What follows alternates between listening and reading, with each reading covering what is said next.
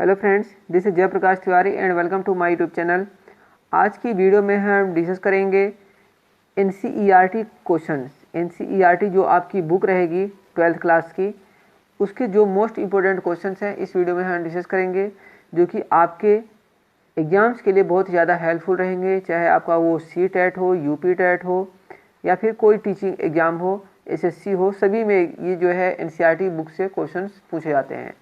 तो जो important question है एनसीईआरटी बुक से आज हम इस वीडियो में पढ़ेंगे। तो आइए देर न करते हुए अपने वीडियो को शुरू करते हैं।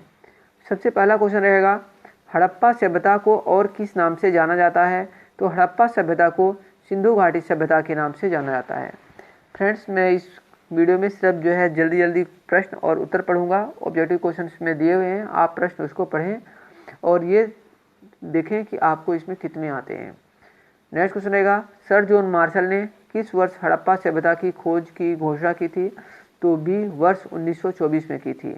इसका आंसर रहेगा बी 1924। हड़प्पा सभ्यता में अधिकतर किस धातु का प्रयोग किया जाता था? तो हड़प्पा सभ्यता में कांस्य धातु का प्रयोग किया जाता था। किसे मृतकों का टीला कहा जाता है? तो मोहनजोदड़ो को कहा जाता है। मोहनजोदड़ो का जो शाब्दिक अर्थ होता है वो होता है मृतकों का टीला। हड़प्पा सभ्यता के किस स्थल को बंदरगाह की संज्ञा मिली है? मतलब हड़प्पा सभ्यता का कौन सा स्थल है जिसे बंदरगाह कहा जाता है? तो लोथल को जो है बंदरगाह कहा जाता है।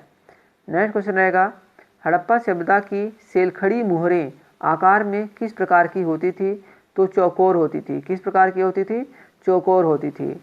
हड़प्पा सभ्यता में लोग किसकी पूजा किया करते थे? तो मातृ देवी, आदिशिव, प्राकृतिक तत्व, इन सभी की पूजा किया करते थे। इसलिए इसका जो आंसर होगा डी होगा, ये सभी। नेक्स्ट क्वेश्चन पर चलेंगे, हड़प्पा सभ्यता में लोग किसकी पूजा करते थे? मातृ देवी की, आदिशिव की, प्राकृतिक तत्व या ये सभी? तो इसका आंसर होगा डी, ये सभी। नेक्स्ट क्वेश्चन पर चलेंगे, हड़प्पा सभ्यता में समाधान की कौन सी पद्धति प्रचलित थी? मतलब जो हड़प्पा सभ्यता में समाधान किया जाता था, कौन सी पद्धति में किया जाता था? पूर्ण समाधान किया जाता था या फिर आंशिक समाधान या फिर सावधान या फिर ये सभी? तो ये सभी किए जाते थे। मतलब समाधान की ये सभी पद्धतियाँ प्रचलित में थी। नेक्स्ट क्वेश्चन रहेगा, हड़प्पा सभ्यता के स्नानागार के आधार में किसका प्रयोग किया गया है? जो हड़प्पा सभ्यता में स्नानागार मिला है उसके आधार में किसका प्रयोग किया गया है? मिट्टी, चूना पत्थर या जिप्सम या फिर चारकोल? तो जिप्सम का प्रयोग किया जाता है, जिसका मतलब ये है कि हड़प्पा सभ्यता में जिप्सम की जानकारी थी। नेक्स्ट क्वेश्चन रहेगा, हड़प्पा सभ्यता के सार्वजनिक स्नानागार के कितनी और कक्ष बने हुए होते थे? 1 और 2 और 3 और या फिर 4 और? तो आंसर होगा 3 और। इसका जो है सही आंसर होगा। हड़प्पा सभ्यता के सार्वजनिक स्नानागार के कितनी और कक्ष बने हुए होते थे? तो 3 और। नेक्स्ट क्वेश्चन पर चलेंगे, SR राव द्वारा वर्ष 1955 में किस स्थान का उत्खनन कार्य आरंभ किया गया? तो इसका जो सही आंसर होगा लोथल होगा, सी। हड़प्पा सभ्यता के पतन के कौन कौन से कारण थे? हड़प्पा सभ्यता के पतन के क्या कारण थे? जलवायु परिवर्तन, वनों का विनाश, आर्यों का आक्रमण या फिर ये सभी? तो इसका जो आंसर होगा डी, ये सभी होगा। नेक्स्ट क्वेश्चन पर चलेंगे, हड़प्पा सभ्यता के पश्चात भारतीय उपमहाद्वीप पर किस प्रकार के परिवर्तन हुए? आरंभिक राज्यों का उदय हुआ या फिर नगरों का उद्भव हुआ या फिर वर्गों का उदय हुआ या फिर ये सभी? तो इसका जो आंसर होगा डी, ये सभी। नेक्स्ट क्वेश्चन रहेगा, भारतीय उपमहाद्वीप पर लोहे की खोज कब हुई थी? फ्रेंड्स, भारतीय उपमहाद्वीप पर लोहे की खोज कब हुई थी? 6वीं शताब्दी ईसा पूर्व, 7वीं शताब्दी ईसा पूर्व, 8वीं शताब्दी ईसा पूर्व या फिर 9वीं शताब्दी ईसा पूर्व? तो ए इसका आंसर होगा 6वीं शताब्दी ईसा पूर्व। मगध का संबंध किन राजाओं से था? जो मगध राज्य था इसका संबंध किन राजाओं से था? बिंबिसार से, अजातशत्रु से, महापद्मनंद से या फिर ये सभी? तो फ्रेंड्स, इसका जो आंसर होगा डी, ये सभी। इन सभी राजाओं का संबंध जो है मगध से था। नेक्स्ट क्वेश्चन रहेगा, बहुत ही इंपॉर्टेंट क्वेश्चन है, कई बार एग्जाम में पूछा गया है ये। अर्थशास्त्र का लेखक कौन था? अर्थशास्त्र का लेखक कौन था? मेगस्थनीज, बाणभट्ट, कौटिल्य या फिर कालिदास? तो इसका जो सही आंसर होगा कौटिल्य होगा। क्या होगा? कौटिल्य होगा।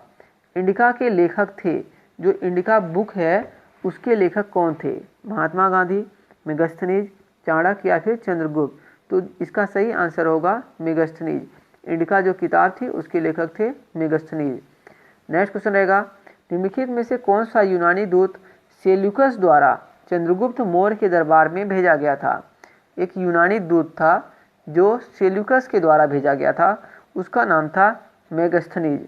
मेगास्थनीज जो था उसने अपने एक दूत को चंद्रगुप्त मौर्य की दरबार में भेजा था। नेक्स्ट क्वेश्चन रहेगा, मौर्य प्रशासन में उच्च अधिकारियों को क्या कहा जाता था? जो मौर्य प्रशासन था उसमें जो उच्च अधिकारी होते थे, जो राज्य को चलाने के लिए जो अधिकारी नियुक्त किए जाते थे, तो जो उच्च अधिकारी होते थे उनको क्या कहा जाता था? सार्थ, तीर्थ, कुरु या फिर मित्र। तो इसका जो सही आंसर होगा बी होगा तीर्थ। नेक्स्ट क्वेश्चन पर चलेंगे, मौर्यकालीन नगर प्रशासन व्यवस्था में किस समिति का कार्य तैयार वस्तु की देखभाल करना था? छठी समिति, पांचवी समिति, तीसरी समिति या फिर पहली समिति? तो इसका बी आंसर होगा पांचवी समिति।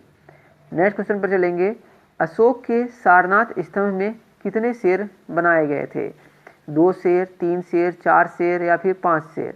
तो इसका आंसर होगा सी, 4 शेर इसका जो है सही आंसर होगा। साम्राज्य के अधिकांश हिस्से में अशोक के शिलालेख लिखे गए थे।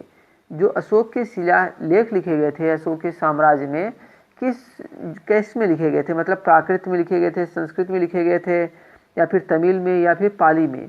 तो जो अशोक के शिलालेख लिखे गए थे फ्रेंड्स, वो प्राकृत भाषा में लिखे गए थे, प्राकृत भाषा में। कई बार क्वेश्चन यहाँ से पेपर में आता है कि अशोक ने कौन कौन से भाषाओं का प्रयोग किया अपने शिलालेख लिखने में। तो सबसे पहले अशोक ने ही शिलालेख लिखना प्रारंभ किया था और जो है प्राकृत भाषा में इसके शिलालेख लिखे गए हैं। नेक्स्ट क्वेश्चन रहेगा, मेगास्थनीज जो चंद्रगुप्त मौर्य के दरबार में आया था, क्या था वो? कवि था, चिकित्सक था, इतिहासकार था? तो इसका जो आंसर होगा डी होगा इतिहासकार। निम्नलिखित में से किसके अभिलेखों में राजा को देवता का प्रिय बताया गया है? तो जो अशोक के अभिलेख लिखे गए हैं, अशोक ने अपने अभिलेखों में राजा को देवता का प्रिय बताया है। नेक्स्ट क्वेश्चन है, दक्षिण भारत के तमिलकम क्षेत्र में कौन शामिल नहीं था? चोल, चेर, प्रतिहार या फिर पांड्य? तो इसका आंसर होगा सी, प्रतिहार। 14 क्वेश्चन रहेगा नेक्स्ट, तमिल साहित्य में कौन से जमींदार सम्मिलित हैं? मतलब जो तमिल साहित्य में है उसमें कौन से जमींदार सम्मिलित हैं? बेल्लार, उलवर, अणिमई या फिर ये सभी? तो इसका जो आंसर होगा डी, ये सभी। व्यापारिक नगरों में व्यापारियों को क्या कहा जाता था? जो व्यापारिक नगर थे उसमें व्यापारियों को क्या कहा जाता था? सर्राफ, उत्पादक समूह, श्रेणी या फिर ये सभी? तो आंसर होगा सी, ये सभी। नेक्स्ट क्वेश्चन रहेगा, सोने के सिक्के किन शासकों के द्वारा शुरू किए गए थे? तो इसका जो आंसर होगा सी, कुषाण।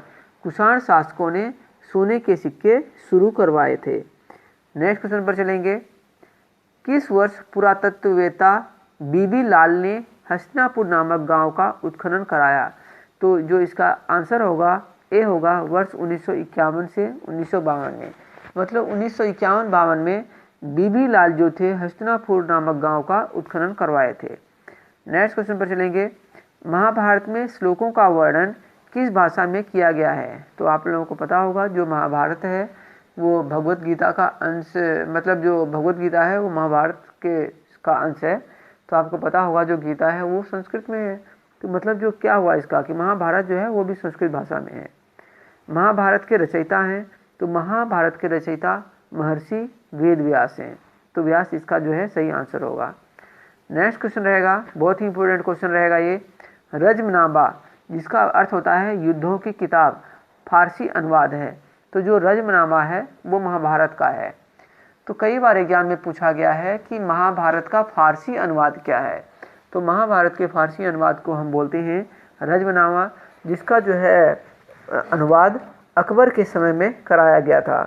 नेक्स्ट क्वेश्चन रहेगा, भगवत गीता सबसे महत्वपूर्ण उपदेशात्मक अंश है। मतलब जो भगवत गीता है किसका अंश है? भागवत पुराण का, रामायण का, महाभारत का या फिर देवी भागवत का?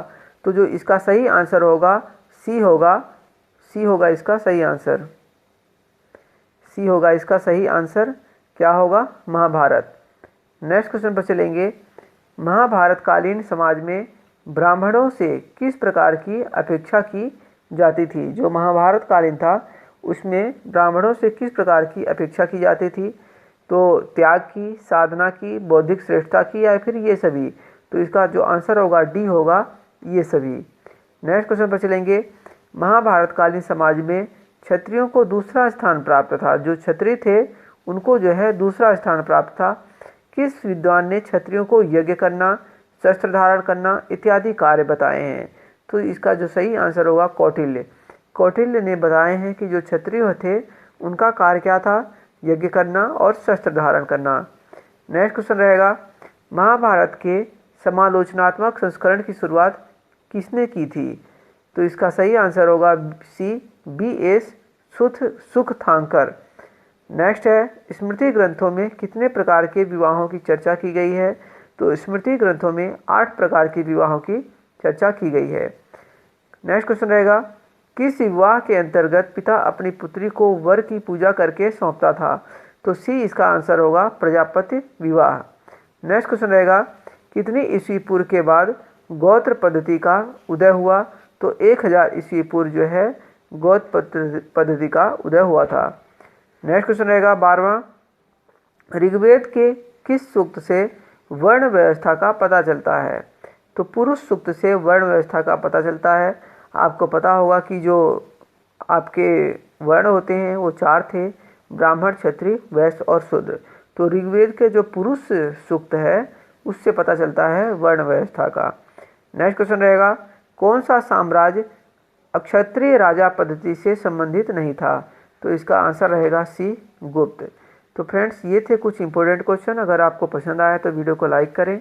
इसी प्रकार की अन्य वीडियो के लिए आप हमारे चैनल को जरूर सब्सक्राइब कर लें, क्योंकि सभी प्रश्न इंपॉर्टेंट रहेंगे और आपके एग्जाम के लिए बहुत ही ज़्यादा हेल्पफुल रहेंगे। Okay friends, thank you for watching this video. मिलेंगे नेक्स्ट वीडियो में।